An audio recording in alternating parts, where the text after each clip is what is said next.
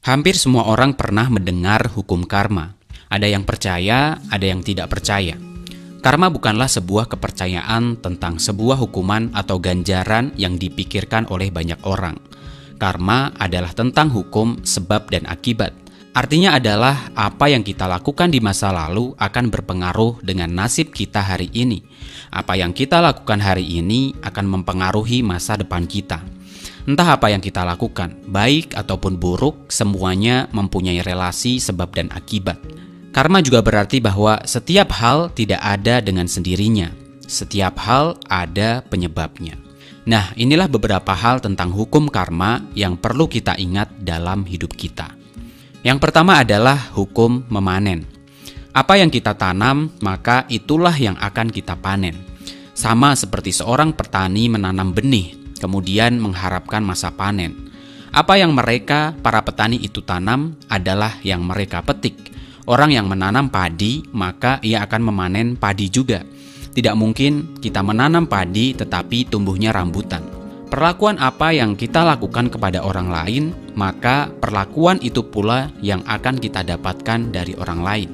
Ketika kita memilih untuk memperlakukan orang lain dengan benar, maka kita akan mendapatkan perlakuan yang benar juga dari orang lain. Mungkin memang perlu waktu, seperti orang menanam benih juga perlu waktu sampai pada masa panen. Kebaikan juga seperti itu. Kebaikan yang kita lakukan hari ini kepada orang lain pasti akan berbalas. Apakah hari ini, besok, atau entah kapan. Bantuan kita yang tulus hari ini pasti akan berbalas dengan bantuan ketika mungkin kelak ketika kita membutuhkan. Jadi bersikaplah baik dan sopan kepada orang lain, karena tindakan kita kepada orang lain akan kembali kepada diri kita. Yang kedua adalah hukum air mengalir. Air mengalir dari titik yang tinggi ke titik yang rendah. Maksudnya adalah kita tidak bisa bersikukuh bahwa diri kita hebat, besar, paling pintar, paling tinggi, diri kita merasa paling bisa, dan lain sebagainya. Jika kita ingin mendapatkan banyak hal, entah itu ilmu, uang, atau kebaikan, maka kita harus memiliki kerendahan hati. Kita harus bersedia mengakui kondisi kita apa adanya. Jika kita butuh bantuan, akuilah bahwa kita memang butuh bantuan, sehingga orang lain bersedia membantu. Jika kita memang miskin dan tidak punya uang, akuilah bahwa kita miskin. Jangan berlagak sok kaya atau sombong dengan cara berhutang. Jika kita memang bodoh dan tidak tahu apa-apa, akuilah bahwa kita memang bodoh dan gak tahu apa-apa. Jangan jadi orang yang sok tahu atau sok pintar. Seringkali sebuah solusi dari sebuah permasalahan datang ketika kita mengakui bahwa diri kita memang tidak mampu lagi mencari solusi itu. Seringkali doa-doa yang kita panjatkan kepada Tuhan menjadi terkabul ketika kita memperluas kerendahan hati kita di hadapan Tuhan. Jadi terimalah diri kita apa adanya, akui segala kekurangan kita. Jangan jadi orang yang sok-sokan. Ketika kita sok-sokan, artinya kita sedang meninggikan posisi kita. Sedangkan air hanya bisa mengalir ke tempat yang lebih rendah. Air tidak pernah mengalir ke tempat yang lebih tinggi. Yang ketiga adalah hukum kesesuaian. Ketika kita berubah, lingkungan kita juga akan berubah. Hukum kesesuaian menjelaskan tentang bagaimana lingkungan dan segala sesuatu yang ada di sekeliling kita adalah bagaikan cermin daripada diri kita sendiri. Oleh karena itu, ketika kita menginginkan sebuah kebaikan, maka yang harus kita rubah pertama kali adalah diri kita sendiri. Ubahlah diri kita menjadi lebih baik, maka lingkungan sekitar kita juga akan mengikuti menjadi lebih baik juga. Kita ingin teman yang baik misalnya, atau pasangan yang setia. Maka untuk mewujudkan keinginan itu, yang harus kita lakukan adalah dengan cara membuat diri kita lebih baik dan menjadi pribadi yang setia. Dan percaya atau tidak, kita akan selalu ditemukan dengan orang-orang yang selevel dengan diri kita. Jika pikiran kita kerdil dan selalu sibuk dengan hal yang sangat tidak penting, maka kita juga akan ditemukan dengan orang-orang yang seperti itu juga. Ketika kita bisa berubah menjadi lebih baik, maka kita akan ditemukan dengan orang-orang yang lebih baik juga. Begitu juga dengan rezeki. Percaya atau tidak, rezeki akan selalu mengikuti kapasitas pikiran kita.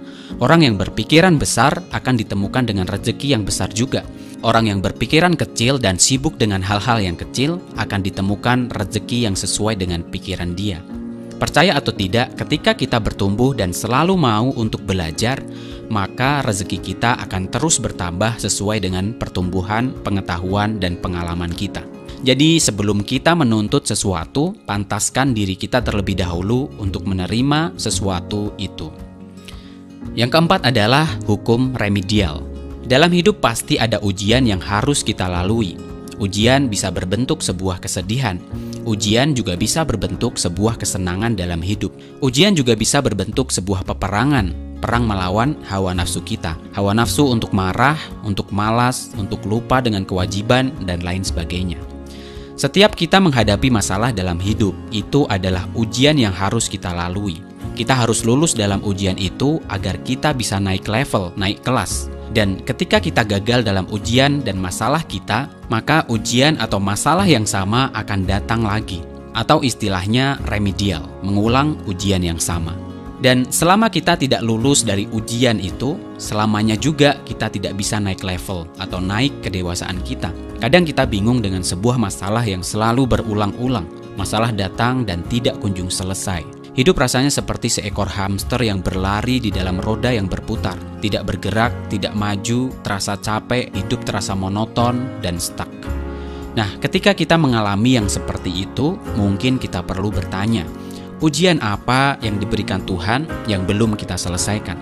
Mungkin kita belum lulus ujian kesabaran. Mungkin kita belum lulus ujian tentang bagaimana harus menerima orang lain. Atau ujian-ujian yang lainnya. Setiap masalah pasti mengajarkan pelajaran baru untuk diri kita. Ketika kita bisa mengambil hikmah dan intisari dari masalah itu, kita akan lulus ujian dan kemudian kita akan naik level. Yang kelima adalah hukum keterhubungan. Hari kemarin, hari ini, dan hari esok adalah time frame yang senantiasa terhubung. Kita tidak bisa melihat kesuksesan seorang Jack Ma misalnya hanya dengan kacamata hari ini. Jika kita ingin melihat Jack Ma secara keseluruhan, kita juga harus melihat Jack Ma 5 tahun yang lalu atau 10 tahun yang lalu. Bagaimana dia harus berjuang, bagaimana dia harus membangun bisnisnya, dan lain sebagainya. Kita juga harus mengikuti dan mengetahui apa pandangan Jack Ma tentang masa depan. Jadi kita harus berpikir dengan 3 time frame itu. Lihat kondisi kita hari ini. Apakah hari ini kita sudah seperti yang kita impikan? Dan kemudian ingatlah apa yang sudah berlalu. Peristiwa ketika kita sedih, peristiwa ketika kita tidak punya uang, peristiwa di masa lalu ketika kita dibully, dan lain sebagainya. Dan dengan modal itu, kemudian kita membuat impian dan rencana untuk masa depan. Kondisi kita di masa lalu bisa sebagai sebuah penyemangat bagaimana dulu teman-teman membuli kita. Kita buktikan bahwa kita bisa. Nah, itulah beberapa hukum karma yang perlu kita pelajari dalam hidup kita. Kita akan memanen apa-apa yang kita tanam. Kebaikan berbuah kebaikan. Cinta akan kembali berbuah cinta. Sebaliknya, kebencian akan mendatangkan kebencian juga.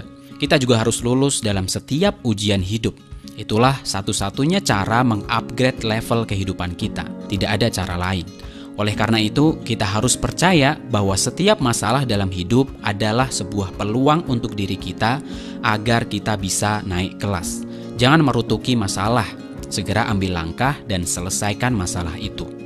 Nah, itulah beberapa hal yang bisa saya sampaikan. Tetap sehat, tetap semangat. Jika kamu suka dengan channel ini, like dan subscribe untuk mendapatkan informasi yang lainnya.